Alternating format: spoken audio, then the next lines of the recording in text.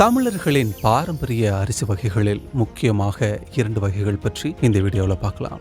அது எப்படி உடல் நலத்துக்கு நன்மை செய்யுது, எந்த செயல்முறையில அடிப்படையில் இயங்குது அப்படிங்கிறத இந்த வீடியோவில் நம்ம விரிவாக பார்க்கலாம். தமிழர்களின் பாரம்பரிய உணவு முறையானது வெறும் சுவைக்காக மட்டுமல்லாமல் முழுமையான ஆரோக்கியத்திற்காக வடிவமைக்கப்பட்டது. தமிழர்களின் பாரம்பரியத்தில் முதலில் திணை வகைகளே உணவில் இடம்பெற்றிருந்தன. ஆனால் இடையில் வந்த அரிசி திணைகளுக்கு இணையான இடத்தை பிடித்துள்ளதாக கூறப்படுகிறது. இந்தியாவில் உள்ள மக்கள் பெரும்பாலும் அரிசி உணவுகளை சாப்பிடுவதாக கூறப்படும் நிலையில் இங்கு 6000க்கும் மேற்பட்ட அரிசி வகைகள் இருப்பதாக உணவு நிபுணர்கள் கூறுகின்றனர்.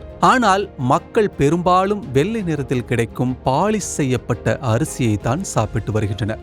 ஆனால் ஒவ்வொரு நிலப்பரப்பிற்கு தகுந்தவாறு அரிசி வகை இருப்பதாக கூறப்படுகிறது.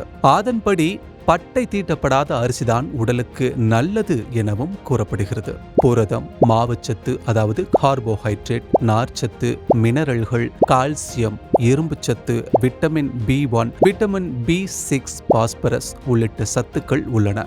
ஆனால் ஆலைகளில் அரிசியை பட்டை தீட்டும் போது இந்த சத்துக்கள் அனைத்தும் வெளியேறி விடுவதாக கூறப்படுகிறது. இயற்கையில் அரிசியில் இருக்கக்கூடிய புரதங்கள், அமினோ அமிலங்கள், விட்டமின்கள் ஆகியவற்றை நீக்கும் பட்சத்தில் மாவுச்சத்து நிறைந்த அரிசியை உண்ணும் சூழல் ஏற்படுகிறது. இது சர்க்கரை நோய் உள்ளிட்டவற்றிற்கு வழிவகுப்பதாகவும் கூறப்படுகிறது. தமிழ்நாட்டில் விளைவிக்கப்படும் அரிசி வகைகளில் ஒன்றுதான் இந்த மாப்பிள்ளை சம்பா. தமிழ்நாட்டின் பாரம்பரிய சத்துகள் நிறைந்த சிவப்பு அரிசி இது உடலுக்கு அபரிமிதமான ஆற்றலை அளித்து நரம்புகளை வலுப்படுத்துவதுடன் இரும்புச்சத்து, நார்ச்சத்து அதிகம் கொண்டதால் நீரிழிவு மற்றும் செரிமான பிரச்சனைகளுக்கு சிறந்த உணவாக பரிந்துரை செய்யப்படுகிறது.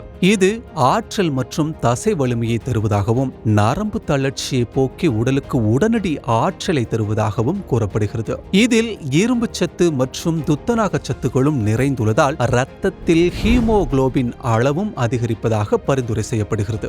இதில் அதிக நார்ச்சத்து கொண்டிருப்பதால் செரிமானத்தை மேம்படுத்தும் எனவும் வாய்ப்புண் மற்றும் வயிற்று புண்ணை குணமாக்க உதவும் என பரிந்துரைக்கப்படுகிறது.